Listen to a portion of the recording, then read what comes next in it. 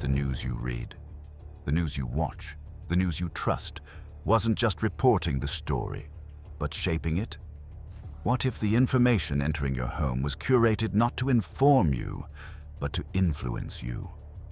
We've always been told journalists are the watchdogs of democracy, truth-tellers who challenge power, not serve it. But what if the most trusted names in news, the networks, the papers, the familiar faces behind the desk, were secretly working for one of the most powerful intelligence agencies on Earth? What if they were working for the CIA? This isn't a conspiracy theory. It's a story buried in declassified files, sworn testimony, and insider admissions. This is the story of the CIA's long campaign to influence the global media. A secret war for hearts and minds, waged through the outlets we believed were telling us the truth. By the end of this story, you may never look at the news the same way again. Welcome to Sealed Secrets. Tonight, we open the files that powerful institutions have tried to bury.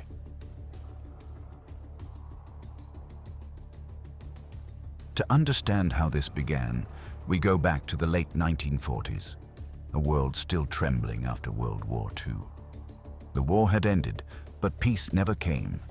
Instead, a new conflict emerged, invisible, ideological, and relentless. The United States and the Soviet Union, once uneasy allies, were now locked in a war of ideas. This was the Cold War, fought through spies, front organizations, and propaganda instead of armies and bombs. In Washington, fear of communism became an obsession. If one nation fell, others would follow like dominoes. That paranoia birthed a new weapon. In 1947, President Truman signed the National Security Act, creating the Central Intelligence Agency, a force empowered to act by any means necessary. But how do you fight a war of ideas? You can't bomb a belief. The Soviets spread propaganda worldwide through radio, film, and culture. The CIA decided to fight fire with fire, not just to counter propaganda, but to control it. If you can't control the truth, they reasoned, control the story. And one man inside the agency would make it happen. His name was Frank Wisner. Before we continue, I'm aiming for 1,000 subscribers by the end of the year. If you enjoy deep investigations like this, please subscribe. Now let's continue. Frank Wisner, a veteran of the wartime OSS, believed the Cold War would be won in the realm of ideas. As head of the Office of Policy Coordination, he launched a vast psychological warfare program. Wisner envisioned an invisible orchestra, journalists, editors, and broadcasters all playing the same tune. He called it the Mighty Wurlitzer. Just as an organist controls hundreds of pipes, Wisner aimed to make global media echo the CIA's message. In any language, anywhere.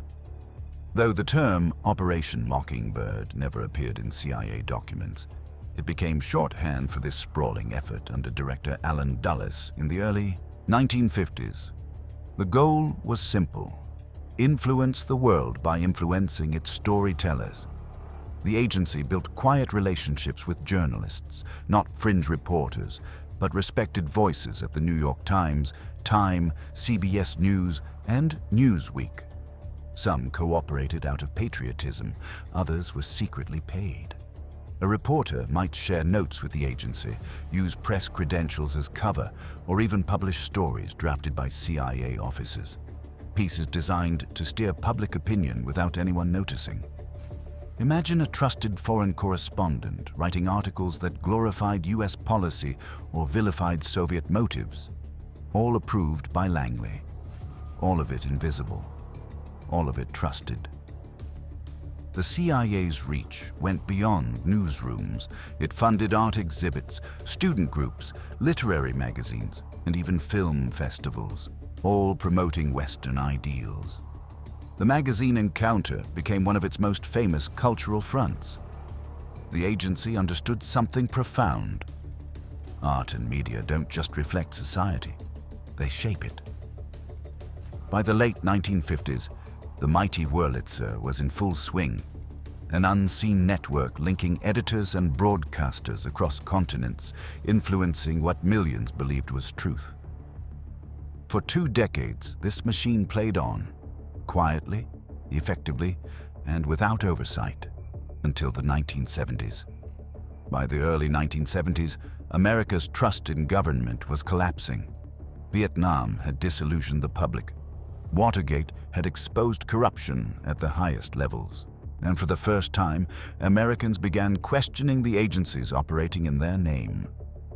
In 1975, Senator Frank Church launched a congressional investigation into U.S. intelligence abuses. It became known as the Church Committee. The committee's findings were shocking. Within thousands of pages of testimony and declassified reports lay evidence of a secret relationship between the CIA and the press. The CIA had cultivated a hidden network of journalists, reporters, editors, even executives. Some paid, some used as cover, others as informants. The report estimated about 50 American journalists had covert ties to the agency. They weren't fringe figures. They worked for the biggest outlets in the country.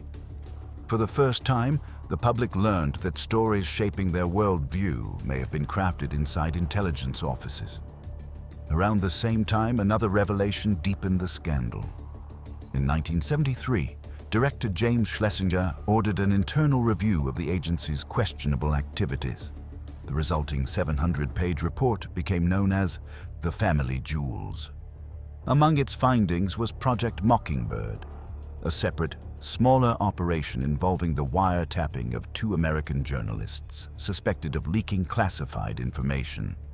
Though unrelated to the broader media influence program, the name Mockingbird stuck, symbolizing how far the CIA's reach had extended. Then, in 1977, journalist Carl Bernstein, fresh from exposing Watergate, published The CIA and the Media in Rolling Stone. Bernstein alleged that, over 25 years, more than 400 journalists had secretly carried out assignments for the CIA. Some providing intelligence, others writing agency-approved stories. His exposé suggested this wasn't a few bad actors. It was systemic. Together, the Church Committee, the Family Jewels, and Bernstein's report tore away the facade. America's most trusted institution, the free press, had been used as a weapon in a psychological war. The revelation shook the nation and left a question that still lingers today. If it happened once, what's to stop it from happening again? After the scandal, the CIA scrambled to contain the damage. In 1976, new director George H.W. Bush issued a policy banning paid or contractual relationships with accredited journalists. Officially, Operation Mockingbird was dead. But did it truly end, or simply evolve? The legacy of this program isn't found in redacted memos. It's in the erosion of trust. For millions, the 1970s confirmed a terrifying thought. The media could be manipulated from within. And while the CIA no longer needs secret payrolls, influence has taken new forms.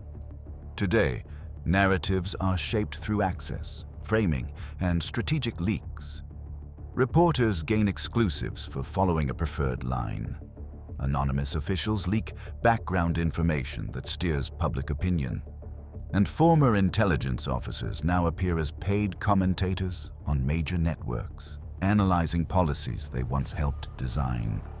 There's no proof of an active Operation Mockingbird today, but the questions it raised are more urgent than ever. In our digital world, propaganda spreads at the speed of a click. Governments, corporations, and algorithms now shape what billions see, often without them realizing it. Truth no longer disappears through secrecy. It drowns in noise. The ghost of Operation Mockingbird lives on in every headline that feels a little too perfectly aligned with power. The story of Operation Mockingbird is more than history. It's a mirror, showing how fragile truth becomes when power controls information. The first ultimate casualty of any secret war is the truth itself. So what can we do? Question everything, read critically, and always ask, who benefits from this story? Was this influence a necessary evil of the Cold War, or betrayal of democracy? Is it gone, or has it evolved beyond detection? Tell us what you think in the comments. If this story made you question the news, share it, so someone else can start asking too. From the paranoia of the Cold War to today's digital battlefield, the fight to control the narrative has never stopped. The real lesson of Operation Mockingbird isn't that the government lied once. It's that the temptation to shape truth never dies. So ask yourself, who's writing the version of truth you believe right now? This has been Sealed Secrets. If you enjoyed this video, subscribe for more forbidden histories and chilling mysteries. Every week we open the files they never wanted you to see. Because the truth is never where they say it is.